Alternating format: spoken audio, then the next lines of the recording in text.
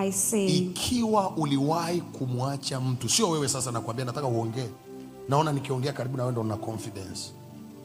Ikiwa uliwahi kumwacha mtu, if you once left someone kwa sababu ya ubaya wake, because of their evil doings, kabla ya kutaka kumsaidia, before helping them, kabla ya kutaka kumuombea, before praying for and them, you ran out of that person, na ukamkimbia huyo mtu, I have to assure you, nataka nikuhakikishie, you are hypocrite, wewe ni and you mnafiki, have never loved that man. na haujawahi kumpenda. Upendo, Love, usitiri wingi wa dhambi. Upendo hauhesabu mabaya.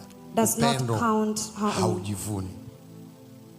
Nifanyeje mchungaji? What should I do, pastor? Nilivyoongea tu namna hiyo, umeshakuwa mtu mzuri kwa sababu umeelewa. When I spoke like that, you have become a good person because you have understood. Kwa tafsiri ya kwamba In other meaning that hautaka urudie.